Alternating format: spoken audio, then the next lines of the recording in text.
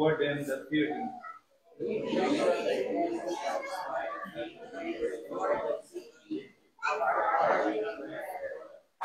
All the ends of the world shall remember and turn unto the Lord, and all the kindreds of the nations shall worship before thee.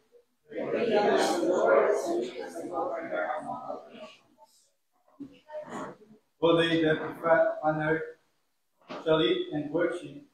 All they that go down to the dust shall bow before him, and none can keep alive his own soul.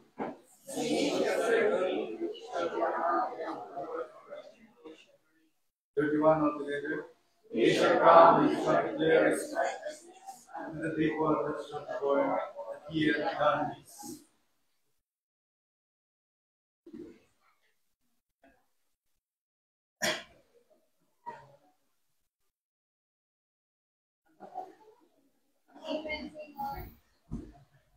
Sandali po tayo manalangin mga kapatid. Panginoon Diyos Ama, salamat po sa mga binigyan niyo ng karanasan. Ito po sa kapatid. Kahit ang panama, ano po sa magandang panahon na binigyan sa amin. Ama, patuloy namin pananampahan. Tutulog sa inyo na sa inyo. Pananahan niyo. Ang bawat isa ay handa at kainin mo salita. Tawagin niyo yung mga kasalanan. Ibisin niyo po kami ang magiging tanggap-tanggap mo sa ano po, Ama, salamat po sa mga pagpapalat sa amin, sa mga pag-iingat, salamat po ang makanan po, aming pagbibigayan, nadalangin naman ang pagpasabi po at ang po na marami, nadalangin natin naman sa pangalan ng aming kaya-kaya sa inyo.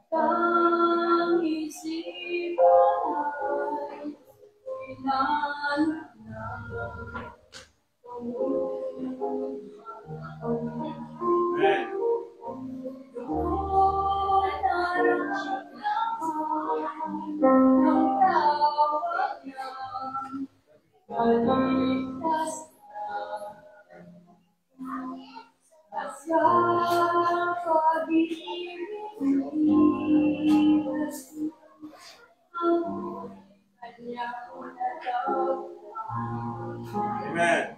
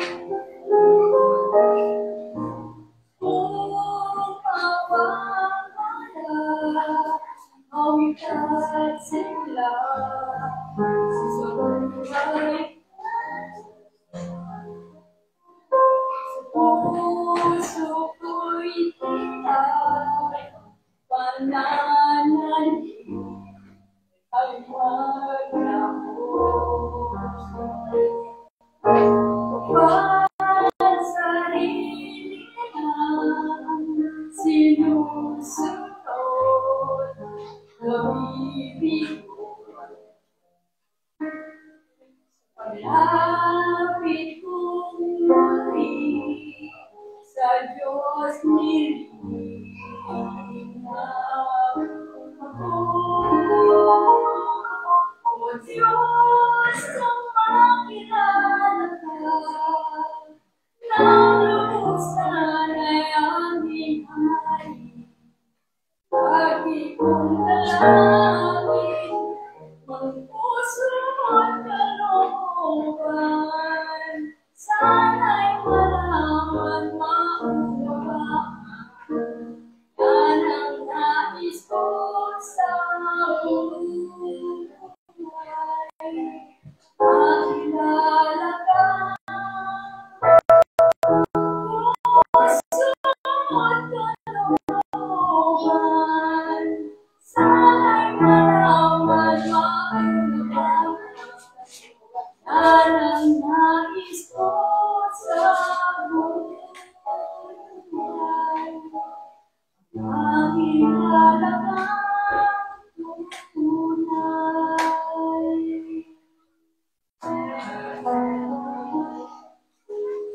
Makilala ka ng tunay.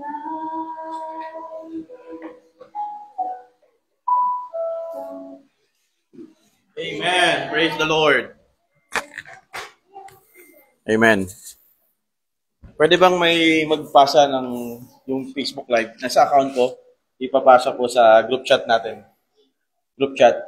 Pwede ba may pasa? Sinong nakag-Facebook ngayon? Aray. Papasa po sa group chat natin. Andyan po kayo mga kapatid. Amen. Ready na po ba tayo makinig?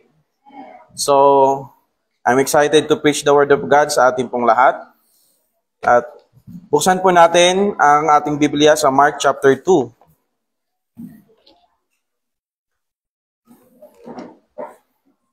Mark chapter 2, verse number 18 hanggang verse number 22. Pag nakita na po natin, pwede po tayong tumayo at babasahin po natin ang salita ng Diyos. Mark chapter 2, verse 18 to verse number 22. Babasahin ko po at sundan niyo po sa inyong mga mata. Andiyan na po tayo sa Amen. Verse 18 of Mark chapter 2. And the disciples of John and of the Pharisees used to fast. And they come and say unto him, Why do the disciples of John and of the Pharisees fast, but thy disciples fast not? And Jesus said unto them, Can the children of the bride chamber fast, while the bridegroom is with them? As long as they have the bridegroom with them, they cannot fast. But the days will come when the bridegroom shall be taken away from them, and then shall they fast in those days. No man also seweth a piece of new cloth of an old garment, else the new piece that filled it up take it away from the old, and the rent is made worse. And no man putteth new wine in the old barrels, else the new wine that burst the barrels, and the wine is spilled, and the bottles will be marred, but the new one must be put into new bottles. Let's pray. Father, as we have your word, we believe that we have your Holy Spirit who will make us understand your word. Lord, we know that these three images from the words of Jesus, sometimes it's hard to understand. But we have the Holy Spirit, and we pray and we ask that may you help us to understand and enlighten us. And as we have your word, may you encourage us and help us to apply these truths in our life. Thy word are truths, O God. In Jesus' name we pray, our Lord and Savior. Amen. Amen. Tayo pong lahat ay makakaupo na. Good morning po ulit sa ating lahat. At magkaroon po tayo ng konting review. Last time po sa Mark chapter 2, nakita natin yung apat na magkakaibigan na tinulungan ng kanilang kaibigan. At pagdating po sa verse number 13, nakita natin si Levi at ang mga publicans and sinners. At kahit ganun man sila, nakita sila ni Jesus Christ.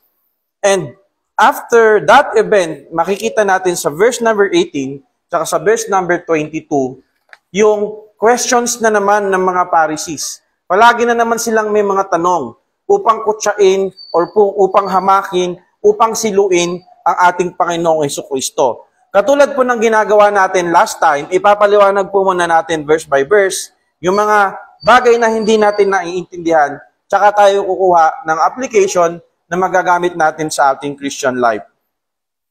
In verse number 18, and the disciples of John and of the Pharisees used to fast. Makikita natin dito yung fasting. Lahat naman tayo alam natin yung fasting. Tama po ba? Now, yung fasting lang na alam siguro natin pag magpapalaboratory. Tama? 8 hours or ilan bang oras? 10 or 8 hours bago ka kunan ng dugo or yung poop mo or kung ano man. Yun yung fasting na alam natin for medical purposes. But yung fasting in the Old times, Old Testament, and the time of Jesus, it is a religious practices. Now, makikita natin na si Kristo, tinanong siya ng mga Pariseyo. Tinanong siya ng mga tao, bakit ang mga disipulo ni Jesus Christ ay hindi nagpa-fasting? Makikita natin yung two groups here, disciples of John. Now, makita natin na nung si Kristo ay nagpabautismo sa early chapter ng Mark, ang kasama ni Kristo yung kanyang mga disipulo, si John the Baptist, at meron din siya mga disipulo. Pero, after na makilala ni John the Baptist at ng kanyang mga disipulo si Jesus Christ, hindi lahat ng disipulo ni John the Baptist sumama agad kay Jesus Christ. Ang sumama lang ay ilan-ilan katulad ni Andrew, pero hindi lahat. So, that time, kasama pa ni John the Baptist at yung kanyang mga alagad, si John the Baptist, na sila ay nag-aayuno. At ang mga Pariseyo ay nag-aayuno din. Now, ano yung mga Pariseyo? Sila ay mga religious rulers. Sila ay mga palaging nakadamit na parang pangsimba, palaging magsisimba. Sila ay tipong kita ng mga tao na sila ay mga makakadiyos. Pero ang kanilang pagpapasting at ang pagpapasting ng mga disipulo ni John the Baptist ay magkaiba.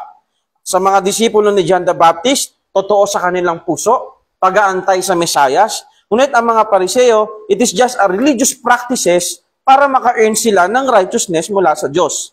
At pumunta ito ang mga tao sa kanya, ang mga Pariseo, at tinanong si Jesus Christ, bakit yung mga disipulo ni John the Baptist, at yung mga Pariseo, nagpa-fasting. Pero ang mga disipulo mo, this time meron mga disipulo si Jesus Christ, hindi nagpa-fasting. So what's the issue here? Fasting. Okay. Let's talk about fasting na mabilis. Sa Old Testament, meron tinatawag na, anong tawag to? Yung required mag-fasting talaga ang mga Hudyo. Sa Day of Atonement, kailangan nila mag-fasting. Pero meron mga tinatawag na voluntary fasting. Lalo na pag meron silang hinihingi something kay Lord, gumukuha sila or gusto nilang malaman yung kalooban ng Panginoon, nagpa-fasting sila. Hindi sila kumakain. Yung kanilang sarili, kailangan nilang hindi bigyan ng nutrients para hanapin ang kalooban ng Panginoon. Now, this is the fruit in the old times na sila ay totoo sa Panginoon, yung kanilang pag-iwas sa mga pagkain. But then again, dumating yung time ni Jesus Christ na may mga ilang mga tao ginagamit ito para maka-earn sila, naniniwala sila na sila ay magkakaroon ng kaligtasan. At merong sagot ang Panginoon sa kanila. Meron siyang 3 ginamit na image para maunawaan natin na ang sinasabi ng Panginoon, ang kanyang pagparito o ang kanyang pagpunta bilang isang tagapagligtas, anak ng Diyos, ay merong bagong pamamaraan. New way. Bago na. Sabihin nga natin, bago na. Yan, bago na. Verse number 18. Verse number 19. And Jesus said unto them, sumagot ang Panginoon. Tandaan natin, pag ang Panginoon sumagot sa katanungan ng mga Pariseo or kung anino man, laging tama ang Panginoon. Laging absolute truth ang view ng Diyos. Tignan natin. So, mga kapatid, inihingi ko po ang inyong buong atensyon kasi baka para maintindihan po natin yung salita ng Diyos. Verse number 19. Can the children of the bride chamber fast? So, anong ibig sabihin ng children of bride chamber? Ito yung mga, di ba yung groom, ikakasal. Children of bride chamber, yung groom, meron siya mga abay na lalaki. Yun yung children of bride chamber. Or tinatawag natin in our modern times, groomsmen. Nauntin natin, ano yung children of bride chamber? Ano ulit yun? Groomsmen, mga abay na lalaki. Pwede bang ang mga abay na lalaki ay mag-fasting? Kasi fasting, it means sorrow. Kumbaga, nagluluksa. Hindi, contrast ito ng joy, ng pagsasaya, pagluluksa. Pwede bang ang mga abay na lalaki, children of bride chamber, ay magluksa o mag-fasting while the bridegroom is with them? Kung nandoon pa yung lalaki na ikakasal. As long as they have the bridegroom, habang nandun pa yung lalaking ikakasal with them, they cannot fast. Hindi ito panahon para sila ay magluksa, para sila ay mag-fasting. Jesus' disciples did not follow the fasting patterns in their time. Makikita natin yung conflict dito between old religion's expectation na kung ikaw religious, dapat ganito ang ginagawa mo sa kanya lang pananaw or interpretation. Ngunit ang sinasabi ni Jesus Christ, bago na. Bago na ang pamamaraan. Bago na ang mga taktika. At pagdating sa verse number 20, mamaya babalikan natin yan. So, unang argumento ni Jesus Christ, hindi ito panahon para magluksa. Hindi ito panahon para malungkot. Ngayon ay panahon para magsaya.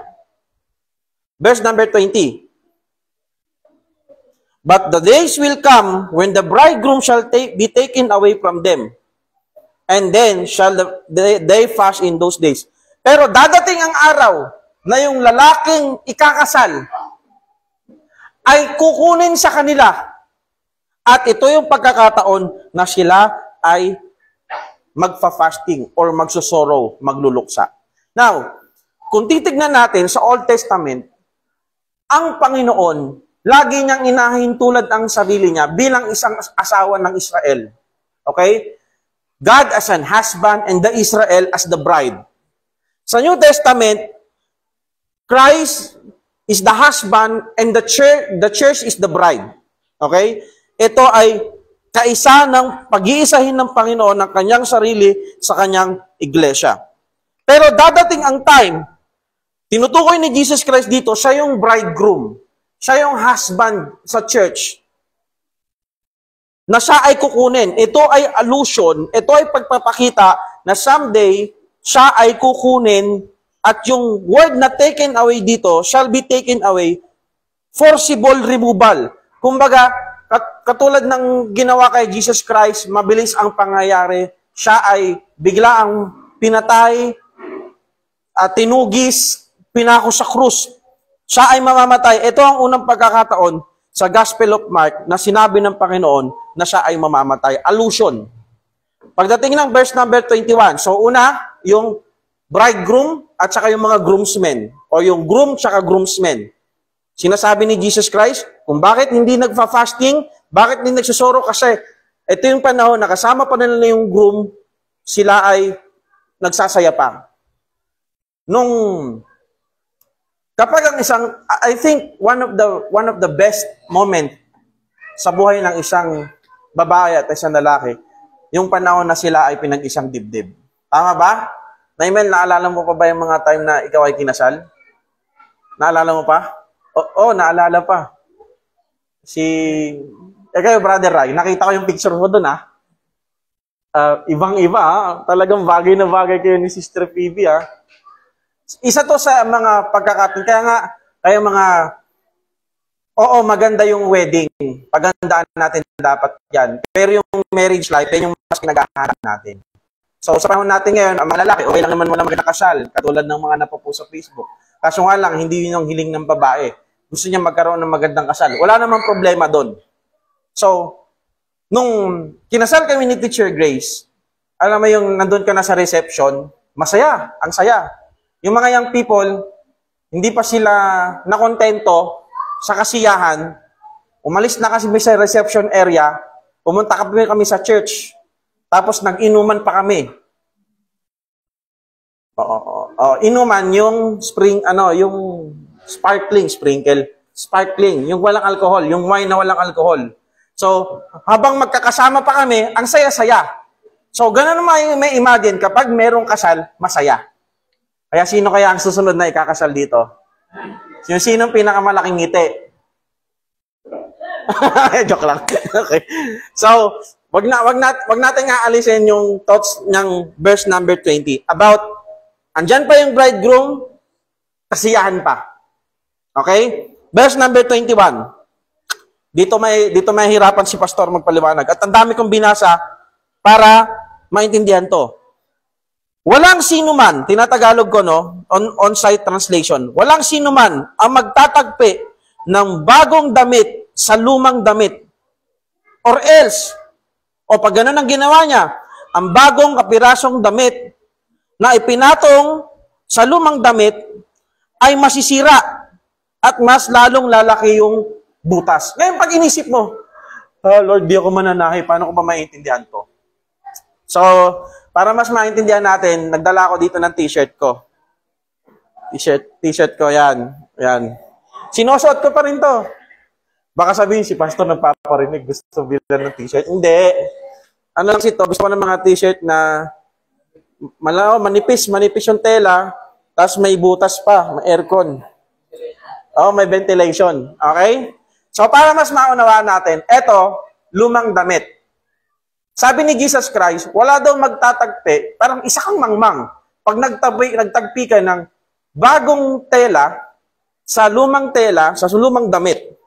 Kasi pag ginawa mo yon, magiging worse, mas lalaki yung butas. Pag inanong isip mo, what? Lord, what? Now again, we must think how they think or what is their culture that time. Itong lumang damit at meron kang new piece of cloth. Pag tinagpi mo dyan, bago. Nung ancient time, ang kanilang mga tela, linen or wool. Kapag bago, ibig sabihin hindi pa nalalaban. Pag ang tela pala, yung kanilang tela before, kapag once na nalaban, siya ay nagsishrink. Ano ibig sabihin ng shrink? Gumaganon. So kapag may bago kang tela, tinapal mo dyan, at tapos tinahi mo, pag nilaban mo, ang mangyayari, yung bagong tela, dahil magsishrink siya, gaganon. Ngayon, yung butas dito, mas lalo lang lalaki. Mas magiging worst. Yung butas. Sabi ng Panginoon, walang gumagawa niyan. Hindi pwedeng ganon. Yung pagpatsi lang nagagawin ng new cloth sa lumang cloth, hindi pwedeng mangyari yan. At makikita natin kung ano ang ibig sabihin niyan. Yan ang pangalawang sagot ni Jesus Christ sa issue ng fasting. And verse number 22, ito yung pangatlong image. Yung wineskin and wine. At walang tao ang maglalagay ng bagong wine sa lumang bote. Sapagkat, kapag ginawa nila ito, ang bagong wine ay babasagin niya lang ang bote. At ang wine ay mai-spilled, matatapon. At ang bote ay masisira. Kailangan ang bagong wine ay ilagay sa bagong bote. Now, yung bote dito, hindi yung bottle na iniisip natin na drinking bottle. Nakakita, pag nanonood kayo ng mga nomads ng ancient time, ang kanilang lagay ng tubig ay leather. Okay? Ang tawag nila doon, wineskin. Now, for example, ito ay wineskin. Okay? Yan, plastic. Sponsored by Sister Heart. Lalagyan na ng disposable spoon. So, let's say, for example, ito ay wineskin. Okay? Now, ganyan pa siya. Pag nilagay mo yung alak, at ang alak kapag bago, napeperment. At sa fermentation, pag nilagay mo yung tubig dyan o yung alak dyan, pag nilagay mo lang tubig, okay lang. Pero pag yung bagong wine, ilagay mo sa bagong wine, sa wineskin, bagong wineskin, ang mangyayari niyan, yung wineskin, dahil sa fermentation ng wine, merong gas. At yung gas sa loob nun, magiging dahilan para ang wineskin ay ma-stretch. Okay? So, ang prinsipyo,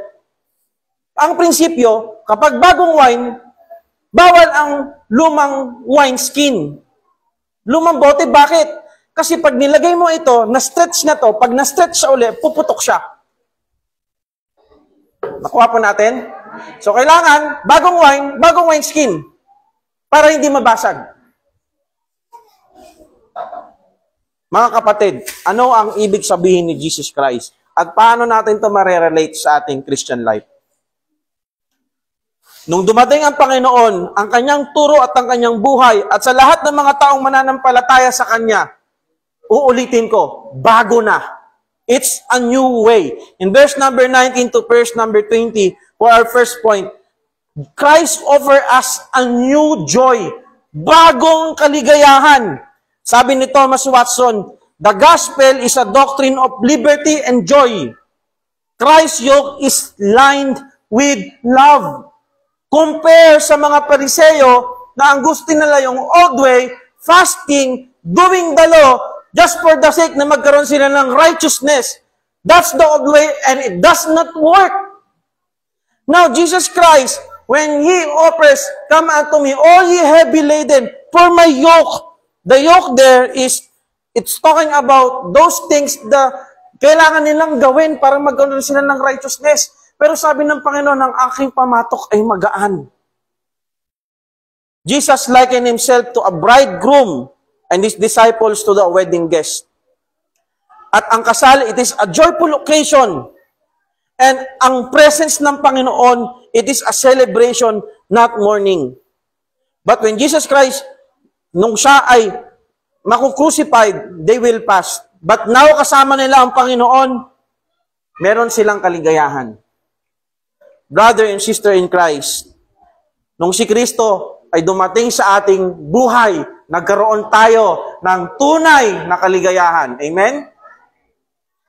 Rejoice in Christ, not religion. Imaginein mo, sabi ko sa inyo, nung bata ako, gusto ko maging religious.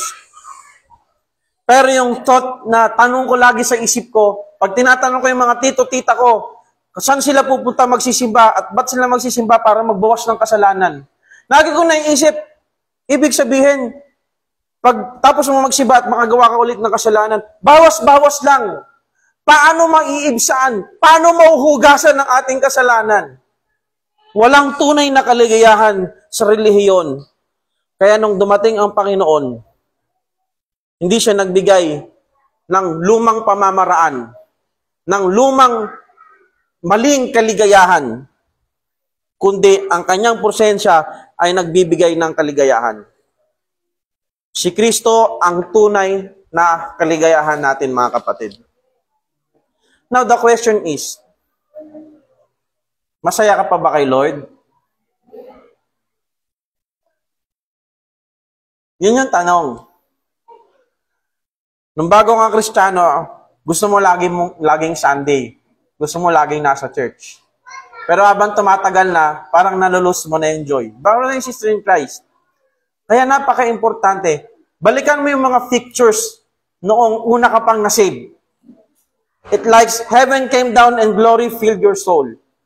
Na iniisip mo, na Lord, sana laging Sunday. Gusto mo laging nagpipreach. Gusto mo laging nagba-Bible study. Gusto mo laging may gawain. Pero ngayon, wala na. Kaya mayroong kanta si Gary Valenciano, di ba? Dati-rati, laman ng isip mo. Para pala yung kay Lord. Dati-rati, ganito ka. Pero ngayon, hindi ka na masaya.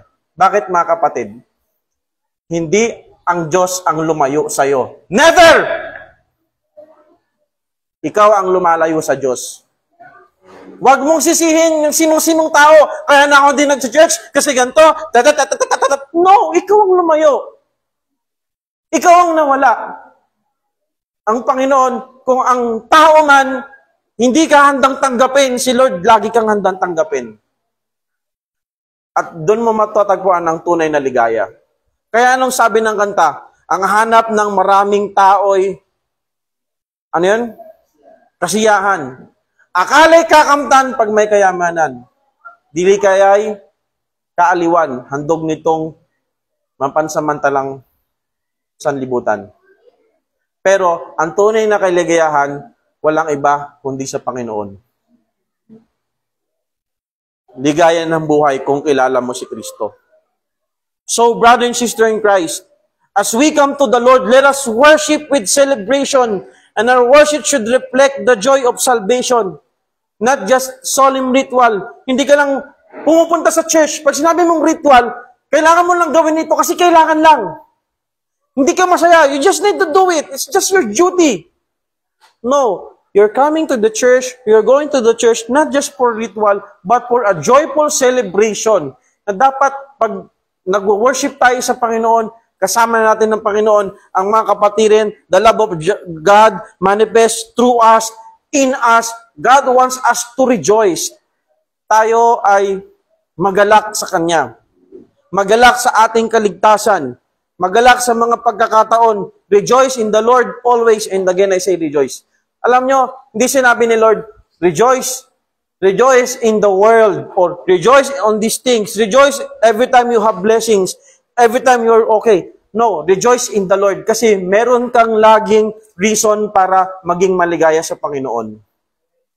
Sabi ng kanta, when He is our peace, kung si Kristo ang iyong kapayapaan, kung si Kristo ang iyong pag-asa, kung si Kristo ang iyong song, if Jesus Christ is your song, meron kang laging reason para kumanta para sa Kanya. Reason para laging lumigaya. Reason para laging mag-hope sapagkat it is in the Lord. Magkakaroon ka palagi ng reason to sing, to be joyful in the Lord. So, as long as we're here in the world, I know, alam ko, mahirap ang buhay. Walang nagsasabi na madali ang buhay. Nadadalian kayo sa buhay? Ako hindi. Yun ang realidad ng buhay. Kaya nga sabi ni Job, maigi pa yung bata na namatay sa sinapupunan ng nanay. Hindi niya na nakita yung kalikuan ng buhay. Palagi kong nasasabi, yung mga bata, gusto natin maging maligaya sila. Mga young people, gusto natin maging matagumpay sila. Pero alam natin, at the back of our mind, na pag once na nagtrabaho na sila, yun na yung tunay na buhay. Yung tulog sa tanghali na ayaw nila, hahabol-habulin nila. That's the reality of life. But then again, kahit ang buhay natin, life beat us all. Parang sinusunuktok tayo ng tadhana. Bakit ikaw pa sa dami-dami ng tao? Palagi kang merong reason mag-rejoice sapagkat tayo ay nasa Panginoon. Amen? Amen. Second, andyan pa po tayo mga kapatid? Amen. It is not just a new joy na binigay sa atin ng Panginoon. New covering. The new cloth on the old garment in verse number 21. Sabi ni Spurgeon, hindi po marito ang Panginoon para i-repair ang ating pagkatao, kundi bigyan tayo ng bagong katauhan. Christ did not come to repair your nature, but to give you a new one. Ang bagong patch o ang bagong cloth sa lumang tela will just make the tear worse once it shrink. Si Kristo hindi po marito upang ipatch lang, patsi-patsiin lang, tagpi-tagpiin lang ang ating dating paniniwala or i-reform lang yung sistema ng mundong ito. Dumating ang Panginoon upang bigyan tayo ng kompletong bagong pamamaraan. That's why the challenge is, brother and sister in Christ, wag nating pagwaluin yung ating old habits natin sa ating new life. You know what? Sometimes, we think of our Christian life as compartmentalization. Like, Monday, Tuesday, Wednesday, Thursday, Friday, ikaw ay, you don't pray, di ka nagbabasa ng Bible, hindi mo hinahanap ang kalooban ng Panginoon, you do this on Thursday, you do this on Friday, you are not like a Christian. You're not living in a Christian way. And then Saturday, inahanda mo na yung sarili mo kasi magsa-Sunday na. And then Sunday, you will go to church. No. The gospel demands us full surrender, not partial reform. Hindi ka nandito para para mabawasan ng kasalanan mo or para i-reform lang yung sarili mo. Nandito ka kasi binago ka na ng Panginoon. Nung bata ako, pag Sunday, anong pinapanood? ASAP. Matanglawin. Ayan yung pag Sunday. Sunday, walang pasok. Nandiyan ka na sa bahay, nanonood ka ng TV. Anong ginagawa nyo pag Sunday, wala kayo sa simbahan? Mga kapatid ko sa Panginoon, half obedience is not obedience at all. Huwag na nating akapin yung dating tayo, yung dating ginagawa natin. Nais ng Panginoon, ipamuhay natin yung bagong katauhan na ibinigay ng Diyos sa atin. Let go of dead religion, legalism, work righteousness, tradition without Christ, and have no place in the gospel. Imagine, nung tayo ay nasa dating pag-iisip pa, anong akala natin? Ang mga sakramento at ang lahat ng mga magawang mabuti, ayan na magiging dahilan para maligtas tayo. Pero no, the Bible tells us that he that hath the Son hath life, and he that hath not the Son hath not see life. Ito ang katotohanan na kung sino man ang nasa Panginoon Kristo ay may buhay na walang hanggan. Hindi kung sino man ang mabait or ganto or no. No, it's not do, it's done. Legalism doesn't work. Jesus Christ condemned it. Yung pag-iisip na pagkakaroon ng elitistang pag-iisip when it comes to righteousness na makakamit natin. Let go of those dead works or religion. Bago na. Meron na tayong bagong pagkatao. Embrace full transformation. Mga kapatid, binago tayo ng Panginoon, hindi lang dapat sa outward rituals. Ngayon, very deceiving talaga. Kapag ang isang Christian nagcha-church, isang tao nagcha-church, akala natin saved na sila. Pero ang pagbabago ng Panginoon, hindi lang yung ating outward rituals or work. Dapat it must be inside. Inside and out. Embrace this full transformation. Sa Bible, sa Bible, yung suotin mo ang buong baluti ng Panginoon. Hindi mo yun kailangan pagtrabahuhan para magkaroon ka ng full armor of God na ini-explain sa Ephesians chapter 6. Meron ka na nun. Ang kailangan mo lang suotin. Meron ka ng kakayahan to say no to sin. Do you know that? Sabi ng Romans, hindi na tayo alipin ng kasalanan. Palagi kang alipin na iba lang yung master mo. Nung hindi mo pa kilala si Kristo, alipin ka ng kasalanan. Pero nung kilala mo na si Kristo, alipin ka pa rin. Pero ang master mo na si Lord.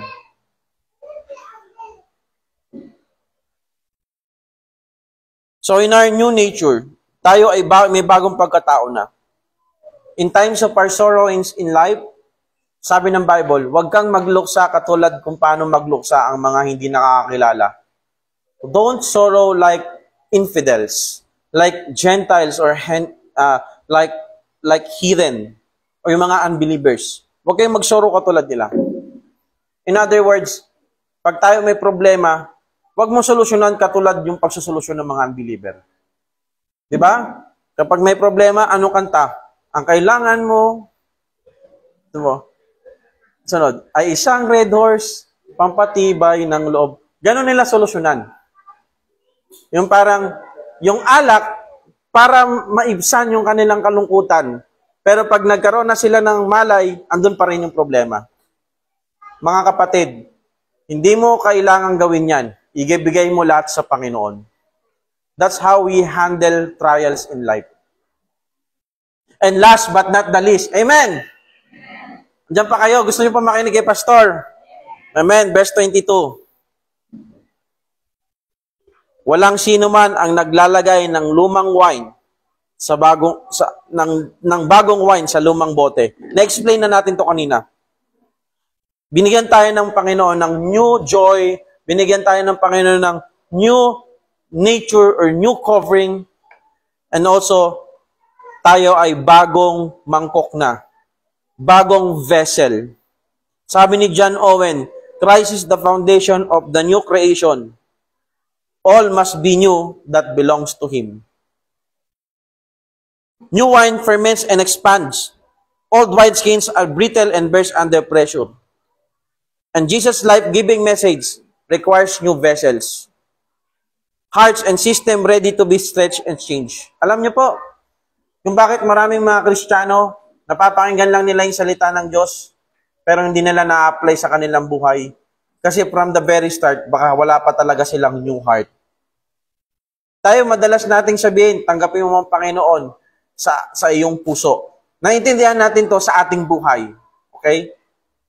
But we need a new heart. Kailangan natin ng bagong puso. At mangyayari yan sa pagkakataong tayo ay na kay Kristo na.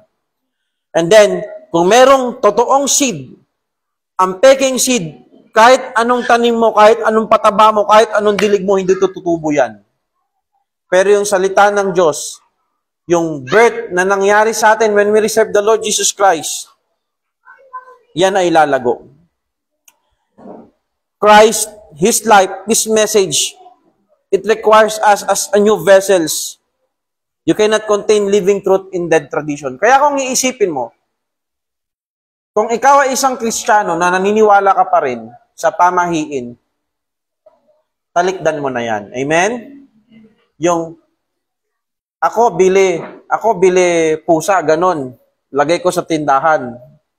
Para swerte, pasok. Diba? May ganon pa no? May baterya ba yun? Yung ganon. Di pa kasi kami nagganon, pang-rich. Meron ba? May baterya.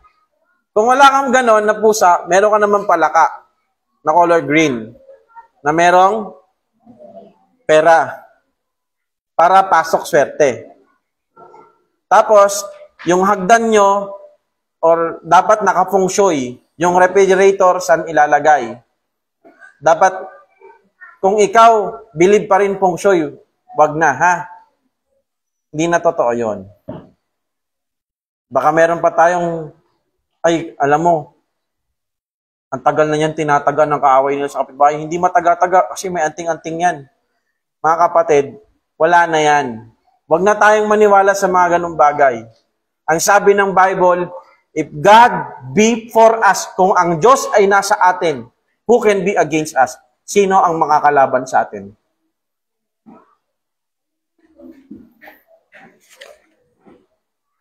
Kailangan nating baguhin ang ating isip at ang ating puso. At magagawa natin ito kung hahayaan natin ang banal na Espiritu ang manguna sa ating buhay. So, last time, nung unang pag-preach ko dito, palagi kong ina-emphasize yung always ask the Holy Spirit. When you wake up in the morning, Holy Spirit, please guide me. Yung pangunahan ka, fill me by you. Upang hindi ang aking sarili ang managana. Kasi kung sarili lang natin managana, we're so selfish. We're depraved. We're so sinners. Palagi natin iniisip yung sarili natin. Nawa pangunahan tayo ng pag-ibig ng Panginoon. And as a new vessel, nais ng Panginoon tayo maging teachable. Alam nyo, ang isa sa pinakamahirap sa Kristiyano, pwede kang faithful Pwede kang available sa gawain ng Panginoon. Pero pag hindi ka teachable, ang tigas ng ulo mo, ang hirap mong samahan. Kailangan, gusto mong mag-grow pero ayaw mong tumanggap ng correction. Parang nung nasa college ako, yung Amerikano kong teacher, meron kaming speech choir. Yung speech choir, dapat sabay-sabay kayo ng pronunciation. Sabay-sabay ng pag-pronounce or ng tama ng pronunciation. Sabi niya sa akin, it's not courage. Kasi Ilocano no? Courage. No? It's what? Courage. Ang hirap nung una.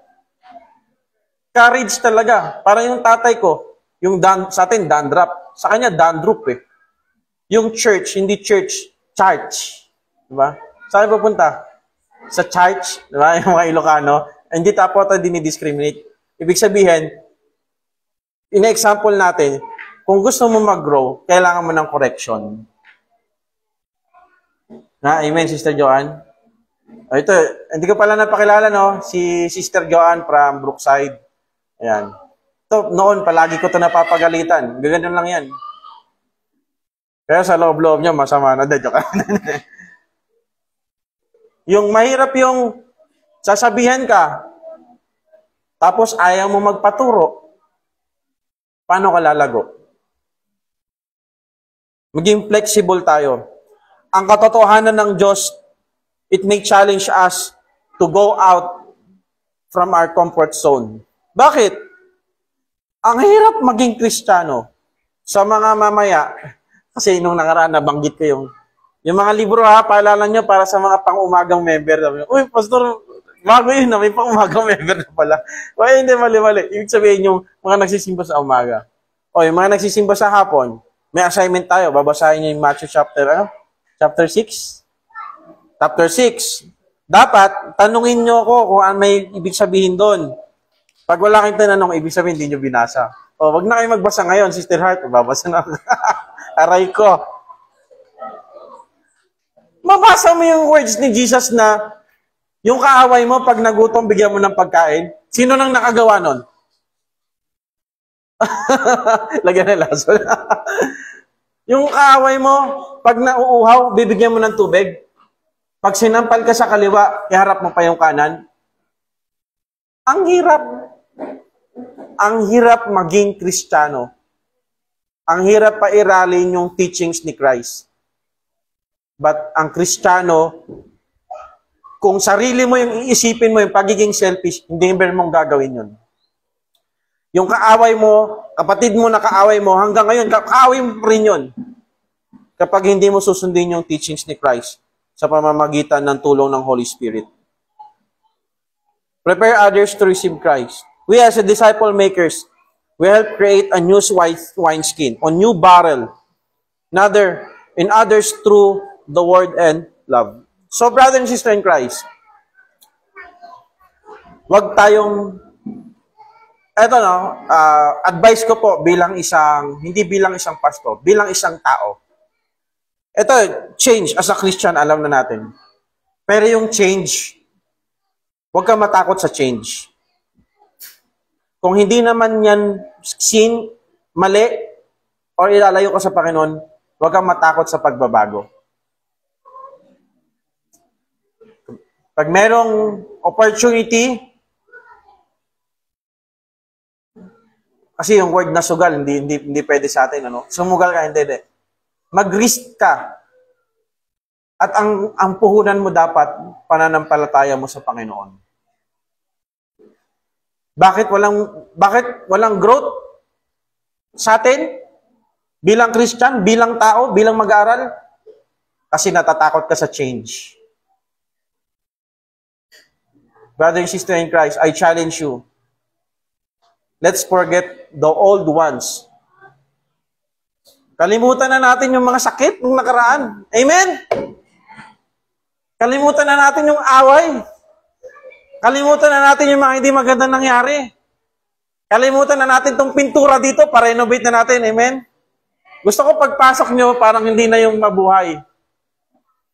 Kalimutan na natin lahat. Magbago na tayo.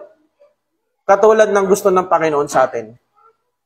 A new way, bagong pamamaraan. So anong bagay sa buhay mo na kailangan ng change? Saan ka nagagalit? Saan ka natutuwa? Saan ka masaya? Ano yung mga dapat i-improve natin? Ihingi natin ng tulong sa Panginoon. Christ came to start a new one. Joy replaced legalism. Grace replaced rituals. And a new heart replaced lifeless tradition. So, huwag tayong matakot. Harapin natin kung anong gusto ng Panginoon sa ating buhay.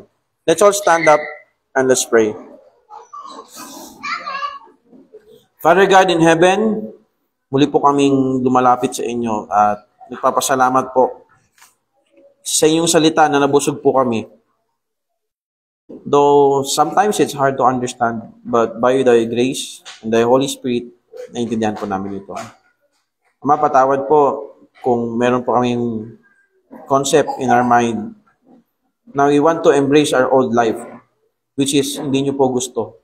Nais nyo po na yung mga old habits namin, tanggalin po namin sa aming buhay. Struggle pa po kami.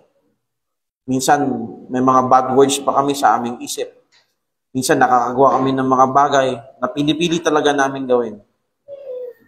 Lord, please help us. Minsan, ang gusto naming source of joy, yung ina-offer ng mundo. Barkada, maling barkada. Lord, we know that you gave us new joy. You gave us new nature. You gave us, Lord, new vessel. Lord, create us a new, clean heart in our life. Ama, kung meron man pong sa aming kalagitnaan na struggle po na magbago, pakita niyo po sa kanya na hindi po siya makakapagbago sa sarili niyang ganang lakas, kundi sa pamamagitan niyo. Thank you, O Lord. And at this moment, brother and sister in Christ, there's something in your life. Meron bang pagkakataon sa buhay mo na nahirapan kang baguhin? Andiyan ang Panginoon. Nagbibisyo ka pa ba? Kaya mong magbago. Tutulungan ka ni Lord. Nagda-doubt ka pa rin ba that God had a wonderful plan for your life? Isuko mo ang pag-iisip na yan. Nakakadena ka pa rin ba sa pighating ng nakaraan? Kapatid, baguhin mo na. And this moment, let us come to the Lord. The altar is open. Let us come forward. Sabihin natin sa Panginoon, Lord, please forgive me. I know that you want me to change, to have a new way, new vessel. I have a new joy, and I want you to claim it to the throne of your grace. So let's have a silent moment with the Lord. At magkaroon tayo ng private moment sa Panginoon at mag-pray po tayo.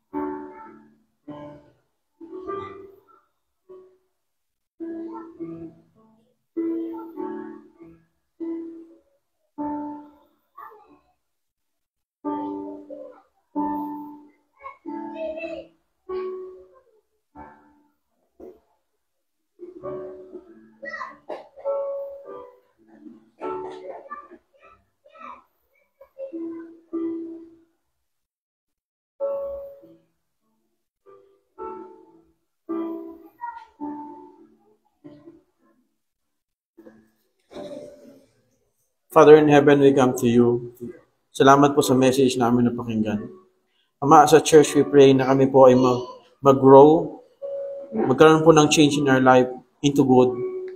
At Ama, pinapanalangin din po namin yon ang pamilya po ni Sister Roslyn, si Brother Christian at kanyang may bahay, na sila po ngayon ay nasa matinding kalungkutan sa pagkawala ng kanilang minamahal sa buhay, ang kanila pong baby. Lord, I know the pain. Lord, as a church, we pray na i-comfort niyo po sila in these trying moments. Kaya Panginoon, na maging kanilang kaaliwan sa pagkakataong ito. Ganun po kay Nanay Lot, sa kanya pong paghati sa paglisan ng kanyang asawa. Bigyan niyo po siya ng lakas. At sa amin po, as a church, Lord, we want change. Please help us. Ma-motivate po kaming maglingkod po sa inyo. Magkaroon po kami ng pag-iisip na kulang pa ang aming ginagawa para sa inyo, kahit hindi po namin mapapantayan ang lahat ng ginawa niyo po sa amin. Use us, Lord, as a clean vessel. Lord, I pray that may you bless each every one of us, lahat po ng mga nanay, tatay, na nagpe-prepare araw-araw sa kanilang mga anak, sa mga bata na pumapasok. I-bless niyo po, Ama, sa lahat po ng pamilya, ng simbahan na ito, sa lahat po ng mga nagmamaneho, ingatan gabayan, naghahanap ng po yung kalooban, trabaho, bigyan niyo po, Panginoon, may mga karamdaman, pagalingin, at makasama po namin ang mga kapatid na hindi na po nakakapagsimba sa inyo. Lord, magkaroon po kami ng goal na marami po pong taong makakilala sa inyo to worship together with the brethren at sambahin kayo sa Espiritu at sa katotohanan. Bless us, Lord. Bless niyo po ang Pilgrim Bible Baptist Church. Sa lahat po ng mga Pilgrim Churches, lahat ng aming mga kapananampalataya. We pray for our country na magkaroon ng kapayapaan. Patuloy po niyo i-bless ang Pilipinas at tumawag po kayo ng maraming missionary sa lahat po ng dako ng aming bansa. Magkaroon ng gospel proclamation at maghango po kayo ng maraming missionary sa ibang dako ng mundo. We thank you, Father, and all these things you ask in the most precious name of our Lord Jesus Christ. Amen. Amen. Praise the Lord. And all the people say, Amen. Tayo po ay makaupo lang. Bago tayo mag-closing song, meron po tayong konting announcement. At sa mga wala pong libro, Brother Bray, lagay natin dito yung libro sa akin para bago umalis yung mga kapatid. Kuha po ng tagi-isa. Yan ay devotional book. Libre po yan. Para araw-araw po tayong mag-devotion. So mga kapatid, may gusto lang akong i-propose sa inyo.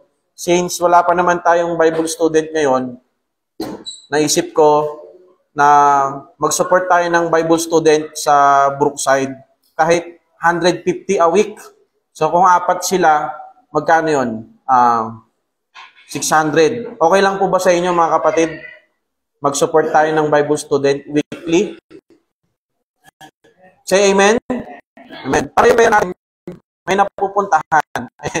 Kahit wala tayong pera, at least may natutunan tayo kahit sa mga Bible students. Pero nagkaroon na tayo ng sarili nating Bible student. Babay na. At mamaya po, pupunta kami sa bahay ni Sister Roslyn, sa bahay ni Sister Stephanie. Hindi ko alam kung bahay ba yun ni Sister Roslyn o bahay yun nila Brother Christian. Malapit daw sa bahay ni Sister Maya.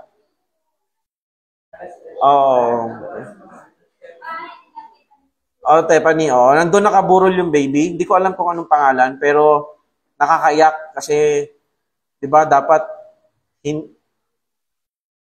parang, hindi ko alam kung may pagkakamali, whatever, pero merong plano ang Panginoon. Sayang lang yung baby kasi 17 sana, lalabas na eh. Ilang araw na lang bibilangin mo, 16 days na lang. So, ipag-pray po natin. At yung ating pong Saturday ministry, meron po tayong Saturday ministry ngayon pong Saturday. At pag-pray din po natin na mabilis tayong malagyan ng internet para lahat po ng ating services ay malalive po natin sa Facebook. Yun lang po mga kapatid. Let's all stand up and let's sing our doxology. Praise God. Ready? Ready, sing. Praise God from whom all blessing flow. Praise Him all creatures here below. Praise Him above the heavenly host. Praise Father, Son, and Holy Ghost. Amen. Isa pa po pala. Kuha po kayo ng libro, tapos picture po tayo dito sa harap para isi-send ko sa Para first week po ng July, meron din tayong picture. Every first week, lagi po tayo may picture. Sige po, picture po tayo dito sa harapan. Thank you.